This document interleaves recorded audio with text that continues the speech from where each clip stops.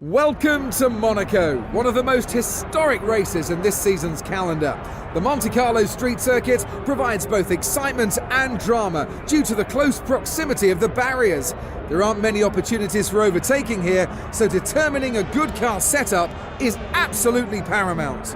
Monaco provides a close quarters wheel-to-wheel challenge for the drivers, and even though it lacks overtaking opportunities, it does give us the glitz and the glamour that can only be provided by a location like Monte Carlo. Monaco is the most prestigious track on the Formula One calendar. It's a circuit that's extremely popular amongst the fans around the world, and it's something really special. As a driver, there's nowhere to hide. Low's hairpin is the slowest corner of any track on the Formula One calendar. It's taken at just 48 kilometers an hour, but provides a stunning view on the first lap as the entire grid bunches up and tiptoes through the corner, hoping not to leave any carbon fibre parts behind. This is such a tight bend that a special steering rack is used just to get around this very corner, as the cars would not normally be able to make the turn. There is the possibility of overtaking through lows, but more often than not, you'll end up damaging your car. What's going on, guys? Aarava here. Welcome back to my F1 2015 career mode. We're back with part number 6 here today at the Monaco Grand Prix, the jewel in the Formula 1 calendar, and the first time we're going to be tackling Monaco for a full race on this game. If you missed part 5 yesterday, that was at the Spanish Grand Prix. If you haven't seen it yet, then do go pause the video right now. This is your chance.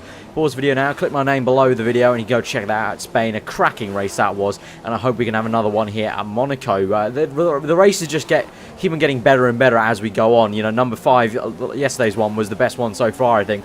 And let's see if number 6 can be the same thing. But we're just showing you some highlights of practice here. So you saw I got held up there in practice, and I actually, for the first time in this career mode so far, I used all 30 minutes pretty much of the practice session here in Monaco, because obviously very tricky circuit, a driver circuit. You really need to get dialed into this circuit, especially on 2015. Also with the summer here in Britain just melting away in my room while I race, so I really had to kind of work on getting dialed in properly, because, you know, it was pretty tempting just to kind of do one lap and then just go straight into qualifying, because it was just so freaking hot while I was recording. But I pulled through it. I kind of struggled through the heat with a fan next to me, and I was able to do the entire 30 minutes to kind of really get dialed in. And the reason I did that, you'll see shortly, is because, you know, I managed this one really nice lap, which is, I think this is the lap in the end, or I think it might be a later one that I'm going to show you. But I managed to get like one really good lap, and then I just couldn't match it. Obviously the tyres started to go off, and I started to try and do maybe a little bit of a race sim just to kind of see what the prime tyres would feel like. I didn't go into the option tyres. I never usually do that in practice, because there's really no point. You're just going to kind of mislead yourself into what sort of pace you have. But I just kind of stuck on the prime tyres. I believe I used 3 different sets of prime tyres in practice, which is fine, because obviously in Monaco it's a one-stop, so it was, you know, you could use all 3 sets, so it's fine by that. So I used 3 different sets to kind of try and set faster times, or just kind of see what we could do. And I just couldn't match the fastest lap I managed to do it, which I think is the one coming up in a little bit.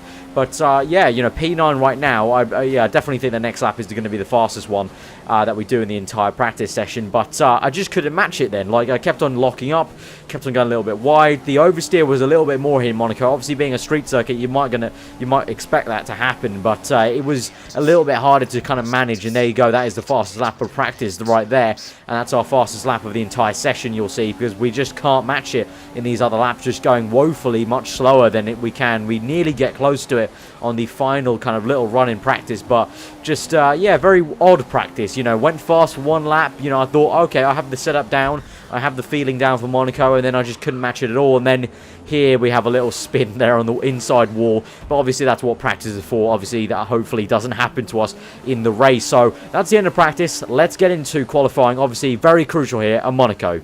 We're here in magical Monaco for this afternoon's qualifying session, which will be getting underway shortly. Qualifying will determine who'll sit on pole at this iconic track. These next few minutes could determine tomorrow's race result as well, before it even starts. The driver on pole will be best placed to win the race, considering how difficult it is to overtake here. Exactly. To be in with a decent chance of winning here, you need to be on the front row. Even a few places further back on the grid, and you've got to rely on a bit of good luck to come your way, as overtaking opportunities are very limited. So here we are in qualifying for the Monaco Grand Prix, and obviously here at Monaco it's probably the most important qualifying session of the entire calendar. And you know, I've said it every single time that we need to try and improve even more in qualifying, because I think that's also partly where we've been faltering, you know, why we're behind Kimi Räikkönen right now in the championship, because we haven't been able to get it together on Saturday to really start the race off well, and the race start itself. But if we can try and do what we did in Malaysia and, you know, get a surprise pole or just get up there on the front row maybe, that will really help us for Monaco, obviously, because it's very tough to overtake with these new improved AI. I think it'll be even harder. So we're on this first flying lap. It's been pretty okay. A little lock-up on the right there. Massive lock-up on the left into this slowest corner in Formula 1 there on the left hand of the hairpin. And apart from the two lockups, been pretty tidy. A little bit of oversteer there on the right-hander on the exit through the tunnel now, which looks pretty good. And you're about to see there, you saw Ricciardo's name pop up. Little tiny, like, little glitch in the graphics or whatnot. I just see, like, 3 drivers' names pop up in the middle of the screen. I think that's pretty much where it ends there. So just a weird, random little glitch on the graphics. But it's been a pretty tidy section after the Monaco tunnel. Chuck it in the 4th gear. I was very satisfied with that corner right there on that lap, because in practice I was struggling actually to get it turned in the prime tire. So that might be something we have to think about in the race. That maybe in the race I have to maybe go down 1 gear more on some of these corners. Into 1st gear momentarily for Raskas then, and through to the final corner now, which has finally been properly kind of modelled on this game and doesn't have that stupid curve on the right hand side that you can kind of get spun round. But that is going to be a 1:16. I think that's 6 on my monitor. Can't really see it properly on my preview monitor.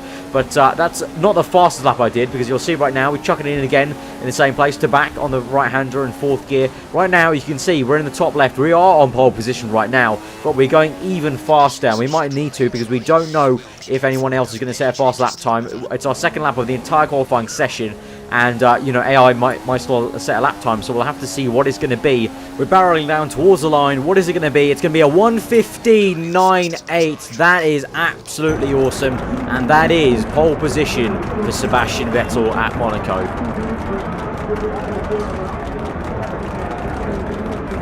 The crowd loved that qualifying performance by Sebastian Vettel. He made it look easy. Well, it was a fantastic result, but he'll know you don't get any points on a Saturday, and to make this a great weekend for the team, he needs to do the same thing tomorrow.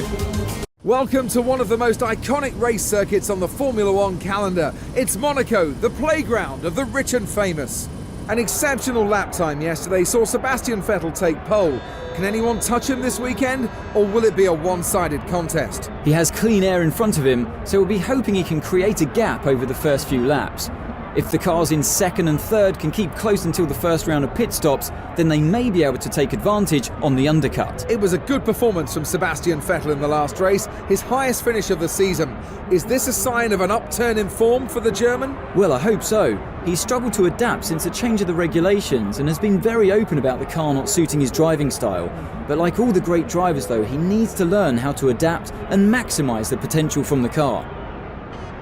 So here we are for the Monaco Grand Prix. As you can see on the strategy, it is option and prime.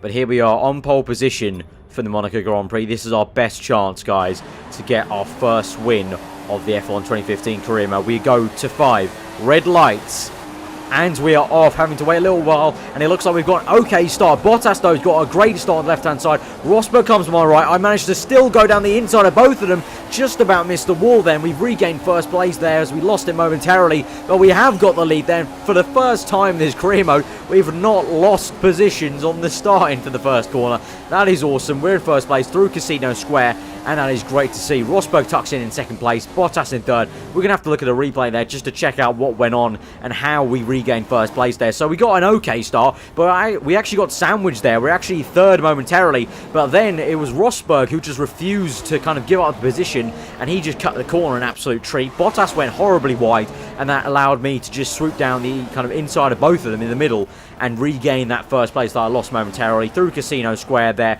Lovely camera angles, and we're into 1st, hitting the bump quite harshly. Rosberg right behind me. Actually, it looks like the entire pack apart from me and Rosberg got tangled up there. Look how delayed they are. I think maybe Bottas, and I think that's Raikkonen right behind him. Yeah, Raikkonen, as he overtakes Hamilton. Looks like maybe they had some altercations in Casino Square and slowed everyone down, because there's now just me and Rosberg out in front on lap 1 here. But a great, perfect start to the Monaco Grand Prix for us. And now we've cut all the way on to lap 19 now. I know, lies, I know.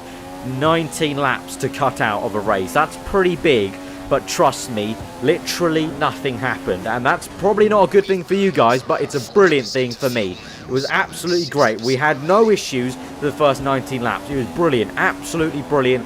Rosberg behind us, fell behind. Rosberg, we got like a 3-second gap to Rosberg, and then for some reason, well, Hamilton kind of closed up on him, and for some reason, I think he must have had some sort of crash with him or something like that, because he pit around lap, I think it was 8, I want to say. I think it was lap around 8, so Rosberg pit very, very early. We're going to pit now on lap 19, which is in our pit window, so Rosberg pit 10 laps too early, so I don't know what went on. He definitely had some sort of issue. So now it's myself, Vettel, it's myself as Vettel, Hamilton second, and Massa third. Bottas also dropped off a little bit behind his teammate there. So right now we're in first place. Hamilton has already made his pit stop. A lot of the grid have already made their pit stop, so we're actually the last one on the grid, really, I think, to make our pit stop here. We come out and we've got a really nice gap to Lewis Hamilton at the moment. Before the pit stop phase, I believe it was around 15 seconds, and I think right now it's around 10, I want to say, or something like that. We'll have to see if it updates us as we climb up to the hill. Hopefully the second time lets us know what the gap is at the moment. 14 seconds, so we pretty much kept that 15-second lead. So we didn't lose too much time, because my engineer Jeff was actually telling me to pit on lap 18.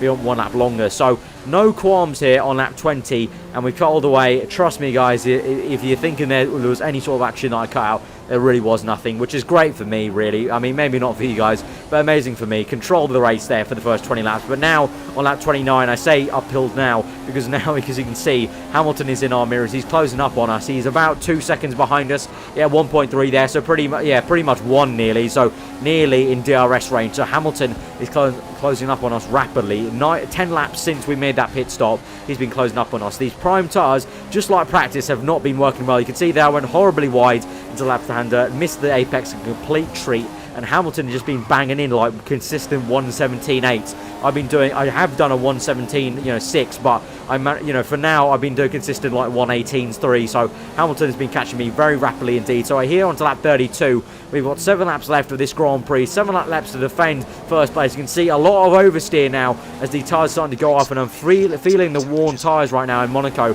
And Hamilton is closing in, and he's going to start pressurising us. So we're going to have to keep our cool. We're going to have to be our teammate, basically. We're going to have to be ice cool. We're going to need to be as good as the Iceman and just keep ourselves calm under pressure on lap 35 now through to Casino Square. Hamilton right there still. And I believe it looks like on the mini-map, Massa is also catching up. You can see there on the mini-map, he's pretty close as well. So we're in stand mix right now. Jeff's told me that we've got... And oh my God, we've lost the car. We've managed to catch it. What a rally move there. We're going to have to look at a replay there. As I was about to say, Jeff told us we had plenty of fuel, but oh God, look at that. That was obviously not the way you want to go around Monaco, but that looked pretty damn nice on a replay camera, didn't it?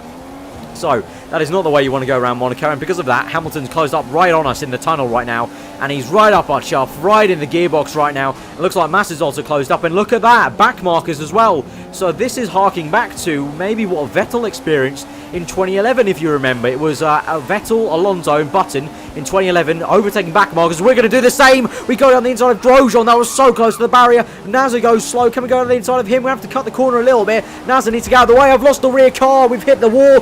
Nasa's lost the car. Nasa's lost it. Laza's lost it. A treat. And now we go down the inside of Grosjean, and we've just managed to keep it in first place. But that was a crazy lap 35. That was just like 2011. The backmarkers crash again. We have to make our way through the backmarker crash as a 3 kind of pair of Vettel, Hamilton, Massa. Instead in 2011 it was Vettel, Alonso, Button. So that was crazy stuff.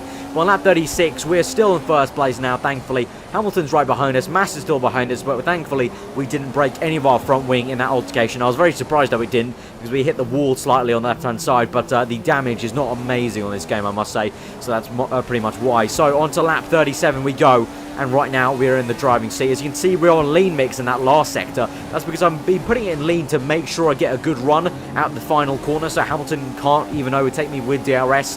So that was the plan for the last 9 laps. So I was just putting it in lean the entire last sector here. But now we're on lap 39, and we are coming through. Just final 2 corners through Rascas. Come on, let's not mess this up. Let's go through to the last corner now of Monaco. And here we go, lads. Here we go. It's going to be our first win of the F1 2015 career mode. Our first win on the game as Sebastian Vettel.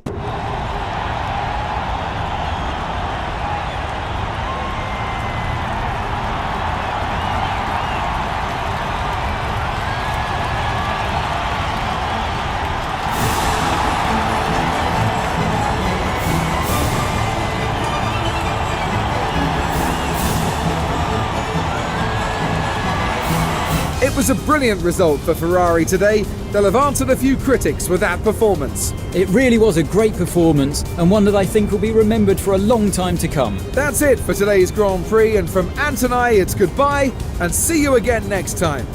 That is absolutely amazing. That is great. We have won the Monaco Grand Prix. It was sort of your typical Monaco race. Very slow burner and got a little bit interesting to the end maybe. But for most of it, it was a typical Monaco Grand Prix. Single file stuff, but I don't care. That is a win in Monaco as well. That's even more important. It was at Monaco, so that's even harder. A driver's circuit, not a car one, and that is awesome to see. We have won the Monaco Grand Prix, guys. Smash that like button if you did enjoy it, and also smash that like button for our first win here on the F1 2015 game. I hope this is for things to come. We are now 3rd place in the Drive Championship. That is absolutely awesome. We've overtaken Kimi Raikkonen. But again, give a like if you did enjoy it. Comment below what you thought. If you're new around here, then subscribe for daily Formula 1 content. I've been aarava. Hope you enjoy the rest of the day, and I'll see you guys next time.